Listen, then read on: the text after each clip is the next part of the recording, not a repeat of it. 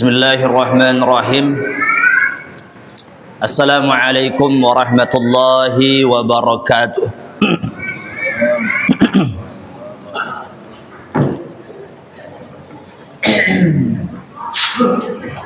Alhamdulillahilladzi bi ni'matihi tatimmu shalihat. Asyhadu an la ilaha illallah wahdahu la syarikalah. Wa ashhadu anna Muhammadan abduhu wa rasuluhu la nabiyya ba'da. Allahumma salli wa sallim ala nabiyyina Muhammadin wa ala alihi wa sahbihi ajma'in. Qala Allah ta'ala, ya ayyuhalladzina amanu taqullaha haqqa tuqatih wa la tamutunna illa wa antum muslimun, amma ba'd. Para jamaah, Bapak Ibu yang dirahmati Allah Subhanahu wa taala, alhamdulillah pada malam hari ini kembali kita bermajlis melanjutkan kajian rutin pembahasan kitab Fadailul A'mal fi Sahihain, keutamaan-keutamaan amal yang diambil dari dua kitab hadis sahih dari Bukhari dan Muslim. Pada pembahasan pekan yang lalu, pembahasan kita yang berkaitan dengan masalah keutamaan ilmu, yaitu berkaitan dengan keutamaan mempelajarinya, termasuk juga keutamaan mengajarkannya. Dan ada beberapa hadis yang sudah kita bacakan dan jelaskan, dan kita mengambil faedah ilmu yang ada di dalamnya sebagaimana penjelasan para ulama. Ada 3 buah hadis, dan pada malam hari ini akan kita lanjutkan pada hadis yang berikutnya, hadis-hadis yang berbicara tentang keutamaan ilmu, mempelajarinya dan juga mengajarkannya. Hadis nomor 23. An Ibnu Umar radhiyallahu taala anhuma qala sami'tu Rasulullah sallallahu alaihi wasallam qala bainama ana naimun utitu biqadahi labanin fasharibtu hatta inni la ara ariya yakhruju fi asfari summa a'taitu fadli Umar ibn Khattab. Qalu fama awwaltahu ya Rasulullah? Qala al-ilma. Muttafaqun alaih. Dari sahabat Ibnu Umar radhiyallahu taala anhuma, dia berkata, aku mendengar Rasulullah sallallahu alaihi wasallam bersabda, bainama ana naimun, kata Rasul, satu saat aku bermimpi, utitu biqadahi labanin, didatangkan kepadaku satu gelas air susu, diberikan kepadaku satu gelas air susu. Fasharibtu, dan aku pun meminumnya. Sehingga, kata Nabi, sehingga aku melihat pemandangan yang sangat indah keluar, pemandangan yang sangat indah keluar dari jari-jariku, dari tangannya Nabi, dari jari-jari Nabi. Beliau melihat ada pemandangan yang indah.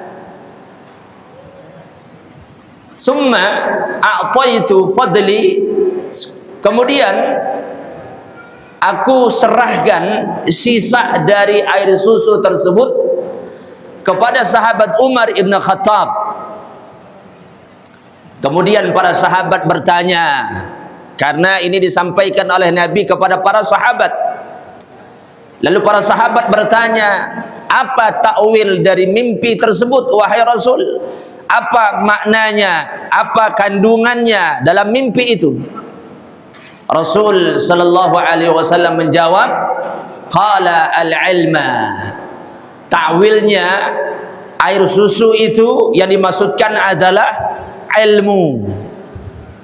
Ilmu syariat, ilmu agama, ilmu wahyu Allah Subhanahu wa taala. Hadis ini sahih riwayat Imam Bukhari dan juga Imam Muslim. Para jamaah yang dirahmati Allah Subhanahu wa taala, dari hadis ini masih berbicara tentang keutamaan ilmu. Nabi sallallahu alaihi wasallam berkisah, satu saat aku bermimpi. Jadi Nabi mengisahkan mimpinya kepada para sahabat. Dan mimpi Nabi itu jadi wahyu. Mimpi Nabi itu menjadi sebuah khabar dari Allah Subhanahu wa taala. Mimpi Nabi itu adalah al-haq, benar. Karena itu sebagian dari wahyu kenabian itu melalui mimpi.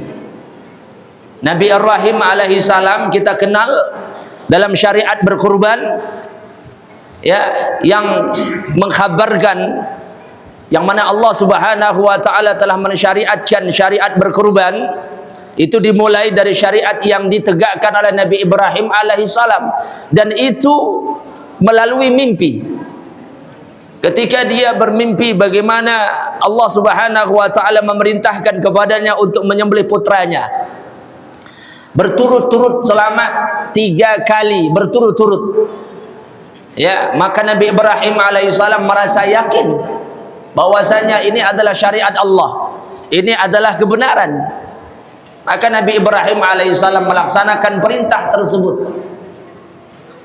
Dan kata ulama, para nabi dan para rasul, sebagian daripada wahyu yang Allah sampaikan kepada mereka, syariat adalah mimpi yang hak, mimpi yang benar. Ya, termasuk Nabi kita Muhammad sallallahu alaihi wasallam. Ya, walaupun para ulama berbeda pendapat sebanyak apa mimpi yang dialami oleh Nabi sallallahu alaihi wasallam sehingga dia menjadi sebuah syariat, sehingga dia menjadi sebuah ketentuan dalam agama Islam. Tapi yang jelas mimpi Rasul itu adalah kebenaran dan al-haq. Dan sebagian besar mimpi Nabi menjadi wahyu Allah, artinya menjadi syariat, menjadi sesuatu yang ditetapkan dalam agama Islam. Ya. Dan ini kelebihan, artinya kekhususan yang Allah Subhanahu wa taala berikan kepada para nabi dan juga para rasul, tapi tidak diberikan kepada selain dari para nabi dan para rasul, termasuk nabi kita Muhammad sallallahu alaihi wasallam.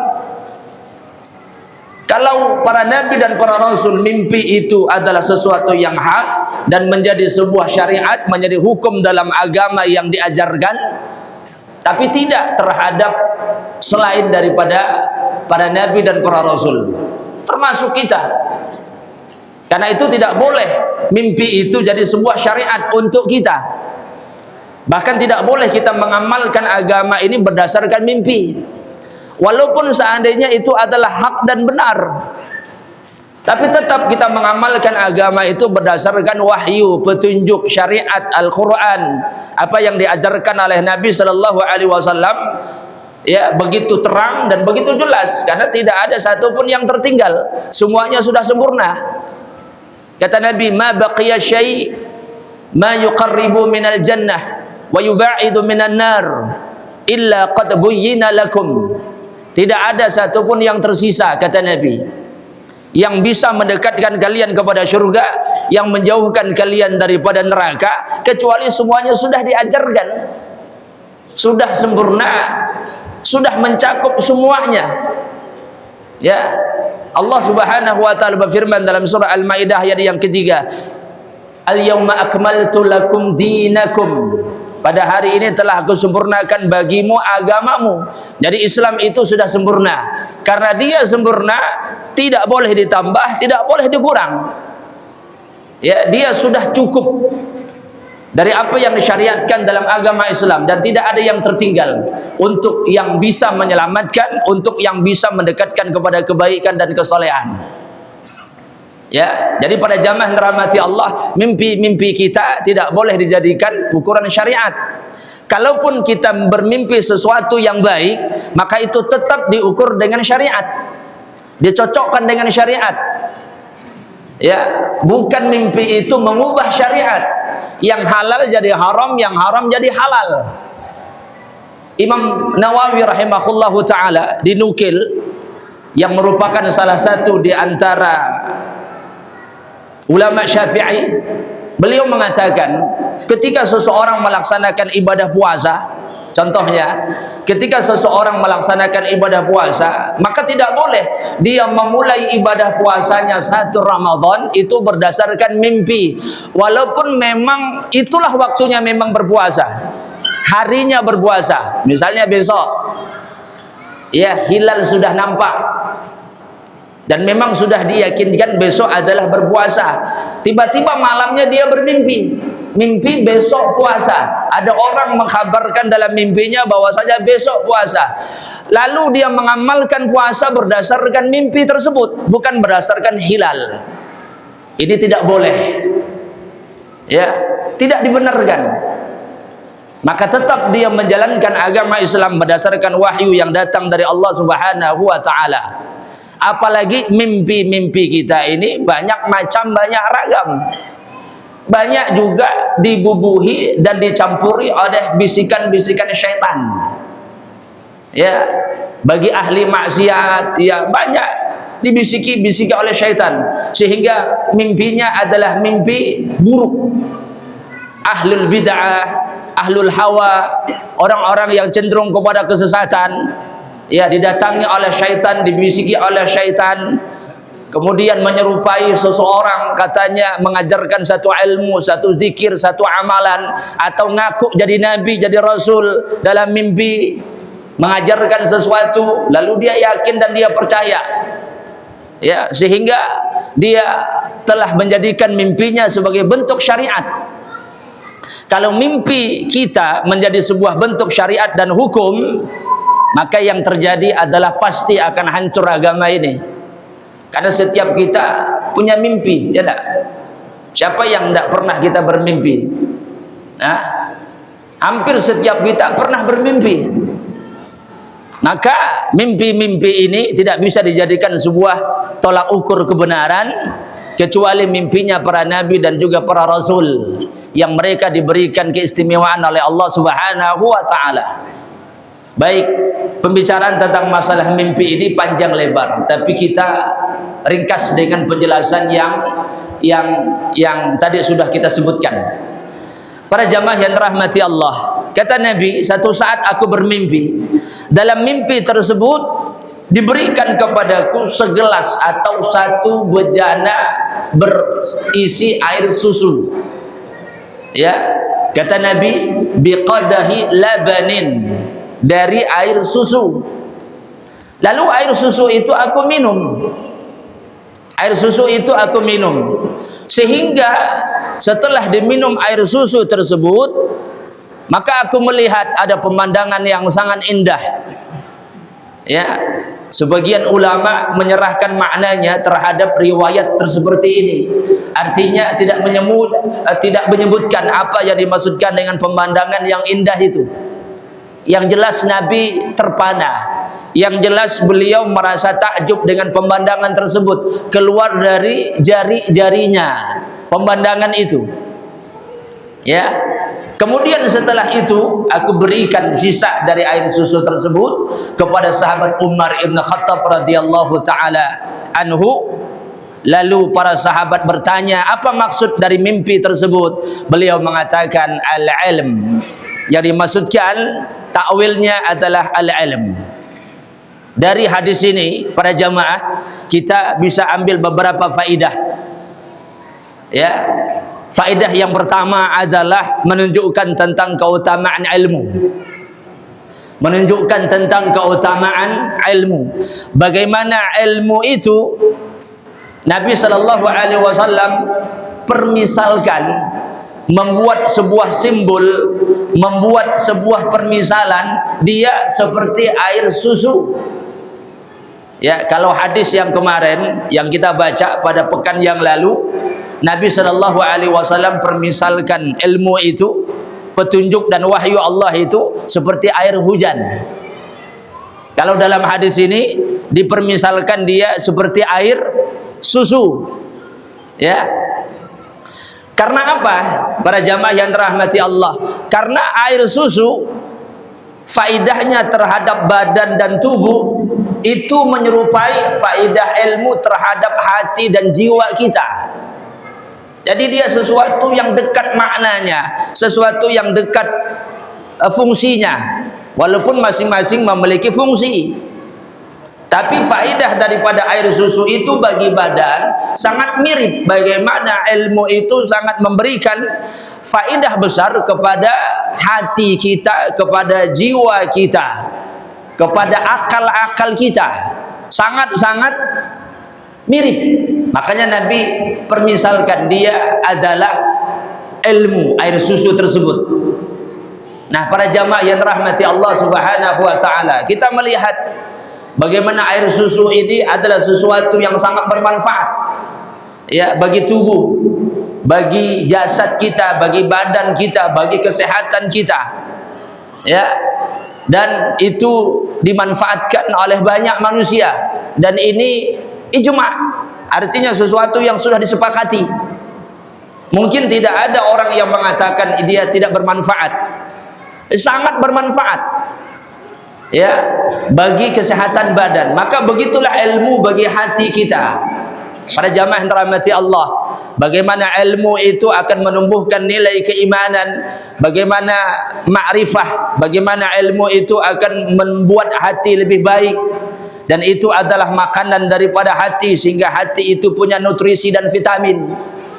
Hati itu menjadi hidup, hati itu menjadi tenang, hati itu menjadi dekat kepada Allah Subhanahu wa taala. Hati itu terbimbing di atas wahyu dan petunjuk Allah Subhanahu wa taala sehingga dia berjalan di atas kebaikan dan kesalehan dan dia memiliki benteng yang kuat terhadap segala macam keburukan dan kejahatan. Ya, sebagaimana air susu menimbulkan manfaat dari sisi di antaranya apa? Menumbuhkan kuatnya imun. Itu kan benteng bagi badan. Ya enggak? Benteng bagi badan. Maka begitulah ilmu itu. Ya, wahyu yang kita pelajari Allah Subhanahu wa taala turunkan dia sebagai benteng untuk hati kita agar jangan sampai terbawa kepada kesesatan dan penyimpangan. Baik itu kesesatan atau berbagai macam fitnah. Jadi para jamaah kita ini sangat-sangat memerlukan dan sangat-sangat berhajat kepada ilmu Allah, petunjuk Allah Subhanahu wa taala. Karena kalau tidak, kita akan tersesat. Kita akan terbawa oleh arus-arus yang menghancurkan hidup dan kehidupan kita. Ya, dan kita akan juga mudah terbawa oleh berbagai macam fitnah kalau kita tidak memiliki ilmu, tidak memiliki bimbingan dari Allah Subhanahu wa taala. Makanya Allah Subhanahu wa taala berfirman dalam surah Al-An'am ayat 44. Kata Allah Subhanahu wa taala, "Falamma nasu ma dzukiru bih." Pada saat mereka itu berpaling dari apa yang telah kami berikan peringatan, telah kami turunkan wahyu, telah kami turunkan petunjuk. Ya, tapi mereka berpaling, mereka tidak pelajari, mereka tidak kaji, mereka tidak ilmui. Mereka tinggalkan petunjuk-petunjuk Allah Subhanahu wa taala. Apa kata Allah? Fatahna alaihim abwaba kulli syai'. Akan kami bukakan kepadanya segala macam pintu-pintu fitnah. Pintu-pintu fitnah itu terbuka. Ya, dan itu seperti gelombang. Kata Nabi seperti gelombang yang ada di lautan. Fitnah itu hilang satu timbul yang lain. Datang dia hilang timbul lagi yang lain. Kadang-kadang yang nyusul itu lebih besar daripada yang hilang. Ya, yang datang yang baru itu lebih besar fitnahnya daripada yang hilang. Dan itu terus berlanjut selama kita masih hidup. Makanya selama kita masih hidup, selama kita ini masih punya nyawa, masih menyatu roh dengan badan, kita ini tidak selamat daripada fitnah. Khawatir kita. terhadap diri kita masing-masing. Walaupun mungkin dia sudah ngaji, sudah belajar, sudah banyak menuntut ilmu, bahkan mungkin mondok puluhan tahun, ya, tapi tidak selamat dia dari berbagai macam fitnah. Karena itu kalau ingin mengambil tauladan dari orang yang sudah mati, orang yang sudah wafat, karena orang yang sudah wafat dia sudah aman dari fitnah dunia. Tapi selama masih hidup macam kita ini, ya, karena mungkin hari ini kita iman, besok berganti jadi kekufuran. Na'udzubillah. Hari ini dia menjadi orang yang taat, besok berubah jadi orang yang hilang ketaatannya, jadi ahli maksiat.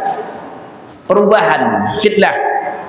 Ya, karena itu bagi siapapun yang mungkin tertutup baginya masih, terbatas baginya masih pintu-pintu fitnah, maka bersyukurlah kepada Allah. Ya, pintu fitnah itu kan banyak. Ya, yang paling sering dekat dengan kita adalah HP. Ya enggak? Itu kan pintu fitnah tuh. Ya, itu pintu fitnah. Bisa membawa kepada kebaikan, bisa juga menjerumuskan kepada kejelekan dan keburukan. Ya, karena itu mungkin bagi mereka yang masih bisa untuk tidak megang HP, tidak bermuamalah dengan HP, dan dia sudah merasa cukup misalnya dengan HP jadul umpamanya. Ya, dan itulah keperluan dia dan hajat dia, dan dia hanya sampai di situ saja. Alhamdulillah. Masih tertutup pintu-pintu fitnah untuknya. Ya, bagi mereka yang mengharuskan untuk bermuamalah dengan yang canggih-canggih, yang hebat-hebat HP-nya itu, hati-hatilah tuh. Ya, kita bentengi dengan nilai-nilai ketakwaan kepada Allah Subhanahu wa taala. Karena kita khawatir. Karena kata Allah Subhanahu wa taala apa? Ketika Allah Subhanahu wa taala sebutkan, ketika mereka dibukakan pintu-pintu fitnah tersebut, kata Allah, hatta idza farihu, sampai mereka itu merasa senang, merasa nyaman dengan HP-nya, berbagai macam terbuka semua hal, dan dia bernikmat-nikmat dengan itu. Ya, bernikmat-nikmat dengan itu. Kata Allah, akhadnahum baghtatan, maka tiba-tiba kami akan azab mereka dengan fitnah tersebut. Lalu mereka pun tercengang dan merasa heran karena mereka sudah tenggelam oleh berbagai macam pintu-pintu fitnah. Nah, para jamaah yang dirahmati Allah, lihat bagaimana Nabi sallallahu alaihi wasallam ya memberikan dorongan kepada kita, fahamilah tentang keutamaan ilmu, tentang fungsi daripada ilmu, manfaat daripada ilmu, sebagaimana kita memanfaatkan air susu tersebut begitu bermanfaat untuk badan-badan dan jasad-jasad kita. Dan ini adalah bahasa yang mudah untuk difahami. Bahasa Nabi bukan bahasa yang sulit difahami, payah untuk dicerna dan lain sebagainya. Nabi memberikan permisalan, kata ulama, itu untuk memudahkan memahami sesuatu yang ingin diajarkan oleh Rasul sallallahu alaihi wasallam, dan itu thariqahnya, jalannya tarbiyah, pendidikan Nabi. Ya, jadi memberikan permisalan itu atau contoh di antara bentuk tarbiyah, ya, untuk memahamkan orang lebih mudah. Dan Allah Subhanahu wa taala dalam Al-Qur'an pun juga sering menyampaikan permisalan tentang satu kaum, tentang satu keadaan untuk memudahkan pemahaman. Ya, maka begitulah thariqah kita dalam mengajarkan ilmu kepada manusia. Baik. Kemudian para jamaah yang dirahmati Allah, yang kedua di antara faedah daripada hadis ini, Nabi yang mulia sallallahu alaihi wasallam dalam hadis ini dipenuhi bejana yang diberikan kepada beliau dengan air susu, sehingga beliau meminumnya dan sahabat Umar pun juga meminumnya. Apa kata ulama? Ini memberikan faedah bahwasanya ilmu yang dimiliki oleh Nabi sallallahu alaihi wasallam adalah ilmu yang sempurna, ilmu yang mencakup Semua diajarkan oleh Allah Subhanahu wa taala kepada Nabi. Dari hal-hal yang menjadi hajat manusia. Sesuatu yang disampaikan kepada manusia, kepada hamba-hamba Allah Subhanahu wa taala. Ya, semua diajarkan. Artinya bagaimana Nabi sallallahu alaihi wasallam menerima wahyu dari Allah, petunjuk dari Allah Subhanahu wa taala dengan kesempurnaan dari sisi hati beliau, dari sisi ilmu yang disampaikan atau ilmu yang didapatkan, dari sisi bagaimana Nabi menyampaikan ilmu tersebut kepada manusia. Ya, dan tadi sudah kita sebutkan bagaimana Al-Qur'an membicarakan tentang kesempurnaan. Bagaimana Nabi sallallahu alaihi wasallam membicarakan tentang kesempurnaan. Semua diajarkan, semua disampaikan. Baik yang mengantarkan kepada surga ataupun sesuatu yang menyelamatkan kepada neraka, sehingga dia tidak masuk dalam api neraka. Semuanya sudah disampaikan oleh Nabi yang mulia sallallahu alaihi wasallam. Itulah yang dimaksudkan dengan kesempurnaan. Kemudian para jamaah, hadis yang mulia ini juga menunjukkan keutamaan dari sahabat yang mulia Umar ibn Khattab. Ya, sahabat yang mulia Umar ibn Khattab. Dan Umar bin Khattab sempat minum air susu tersebut yang diminum oleh Rasul sallallahu alaihi wasallam. Jadi itu menunjukkan tentang keutamaan sahabat Umar. Ya, menunjukkan tentang keutamaan sahabat Umar. Dan hadis ini sebagai hujjah kuat terhadap orang-orang yang mencela sahabat Umar, mencela sahabat Abu Bakar dan sahabat-sahabat yang lain. Seperti orang-orang Syiah. Orang-orang Syiah mengatakan Abu Bakar dan Umar itu adalah taghut, al-jibt, berhala-berhala yang disembah, berhala-berhala yang diikuti. Mereka itu adalah taghut, kata orang-orang Syiah. Ya, padahal satu sisi pada saat mereka mencela para sahabat, satu sisi yang lain sebenarnya mereka juga mencela Rasul. Mencela Rasul karena sahabat ini berdampingan dengan Rasul. Mereka dicintai oleh Rasul, mereka dimuliakan oleh Rasul, mereka ditinggikan derajatnya oleh Rasul, dan mereka adalah orang kepercayaan Rasul. Tiba-tiba orang-orang Syiah mencela para sahabat, itu artinya juga mencela Rasul. Karena mencela sahabat itu sama saja dengan mencela beliau. Ya, mencela Rasulullah sallallahu alaihi wasallam. Dan mencela Rasul sama saja dengan mencela Al-Qur'an, mencela Allah Subhanahu wa taala. Karena Allah Subhanahu wa taala telah perintahkan mengikuti Rasul, memuliakan Rasul, kemudian menghormati Rasul, melaksanakan apa yang beliau perintahkan, mengikuti syariat-syariat beliau. Jadi seolah-olah apa yang Allah firmankan dalam Al-Quran, apa yang disampaikan oleh Nabi, semuanya salah. Ya, semuanya keliru. Yang betul adalah mereka. Ya, ketika mereka mencela para sahabat, padahal para sahabat adalah orang yang diberikan rekomendasi keimanan mereka, ketakwaan mereka, kesolehan mereka. Dan Nabi perintahkan, alaikum bisunnati wa sunnatil khulafa' rasyidin al-mahdiyyin. Ini kan dalil kuat. Ya, jaminan Nabi, perintah untuk kaum muslimin agar mengikuti mereka para sahabat dalam beragama ini. Nah, para jamaah yang dirahmati Allah Subhanahu wa taala, ini kemuliaan sahabat Umar. Ya. Dan sahabat Umar dalam hadis ini meminum air susu tersebut. Apa kata ulama? Itu menunjukkan sahabat Umar adalah sahabat yang faham tentang syariat. Sahabat Umar adalah orang yang faqih. Sahabat Umar adalah sahabat yang alim. Ya, kuat hatinya, keimanannya tentang ilmu Allah Subhanahu wa taala. Karena dia diberikan ilmu oleh Allah Subhanahu wa taala. Para jamaah, itu di antara faedah daripada hadis ini yang menunjukkan tentang keutamaan daripada ilmu.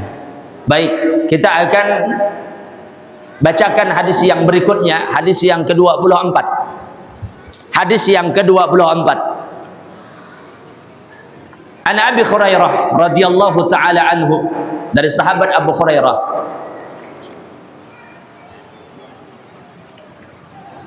semoga Allah meridhoinya, anna Rasulullah sallallahu alaihi wasallam qala, bahwasanya Rasul sallallahu alaihi wasallam telah bersabda, an-nasu ma'adin kama'adin al-fiddati wal-dhahabi, khiyarukum fil jahiliyati khiyaruhum fil islami idza fakuhu. Hadis riwayat Imam Muslim. Dari sahabat Abu Hurairah, Nabi sallallahu alaihi wasallam bersabda, an-nasu ma'adin, manusia itu, kata Nabi, dia seperti barang tambang. Ma'adin itu diartikan, difahami barang tambang. Tahu kan barang tambang? Ya, barang tambang, barang yang didapatkan dari dalam tanah, bisa emas, perak, apalagi berlian, masuk gak? Berlian, batu bara, apalagi besi, aluminium, nikel, apalagi aspal.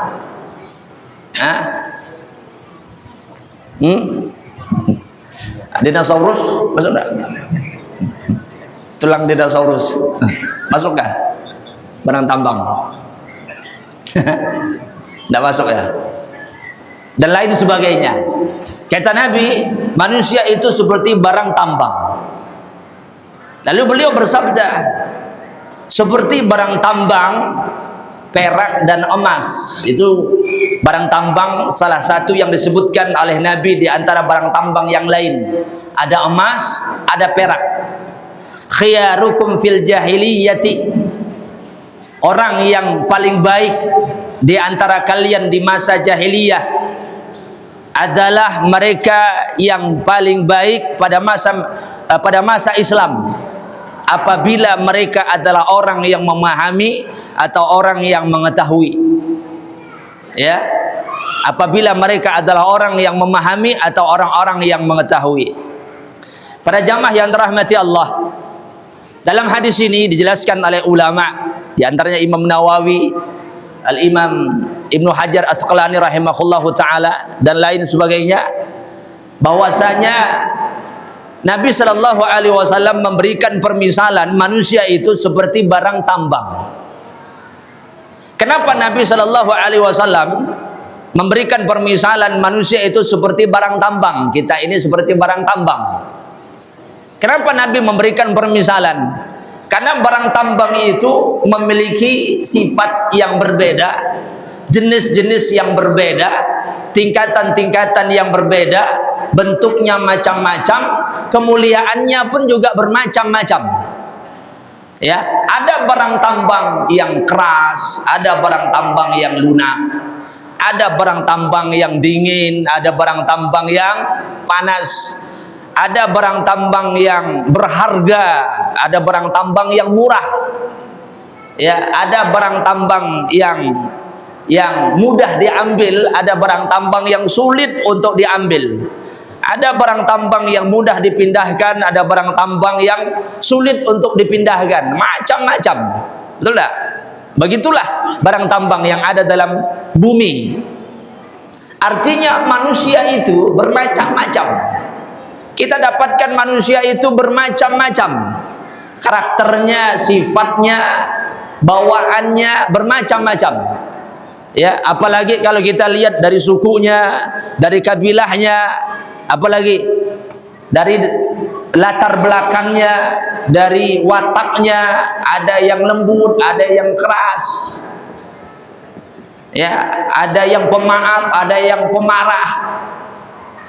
Ya, ada yang pengomong, ada yang pengomong, ada yang pendiam.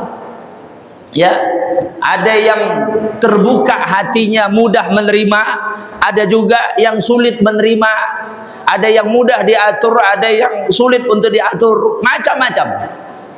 Begitulah Nabi Shallallahu Alaihi Wasallam memberikan permisalan tersebut.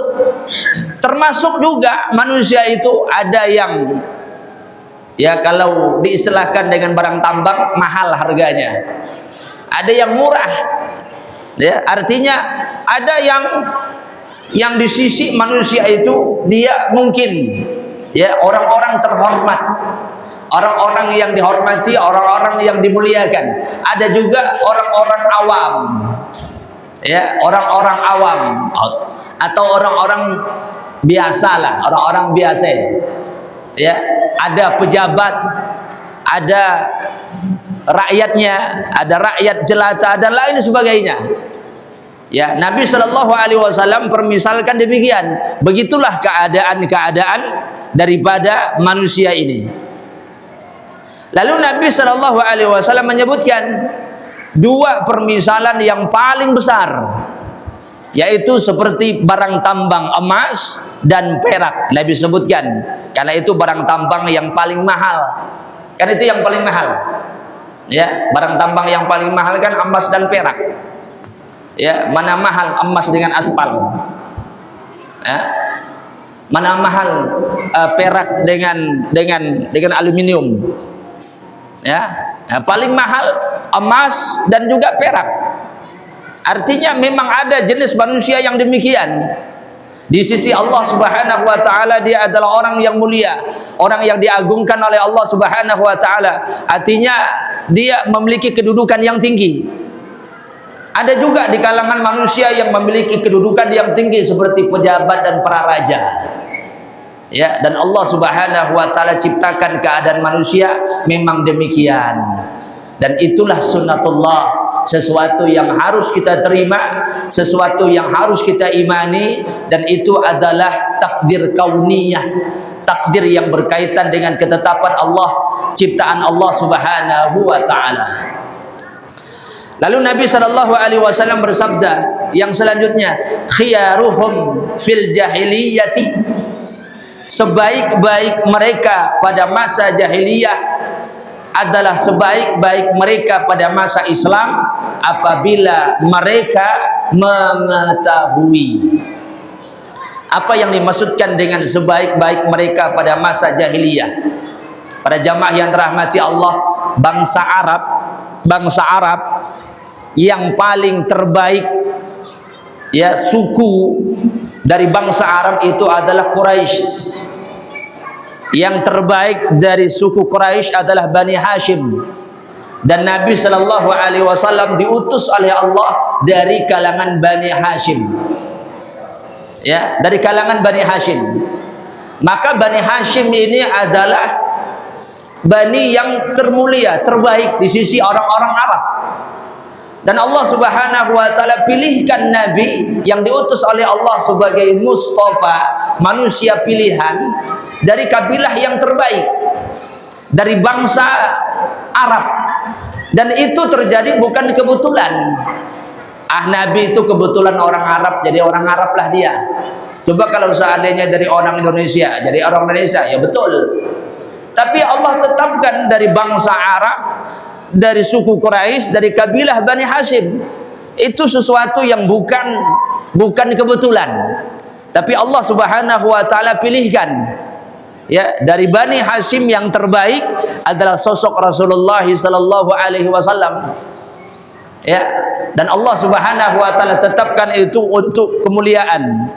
Bagaimana Allah Subhanahu wa taala mengutus rasul dari kalangan mereka. Ya. Nah, para jamaah yang dirahmati Allah, di kalangan orang-orang jahiliyah, dari kalangan orang-orang jahiliyah di zaman dahulu, mereka menganggap bahwasanya Bani Hashim ini yang terbaik.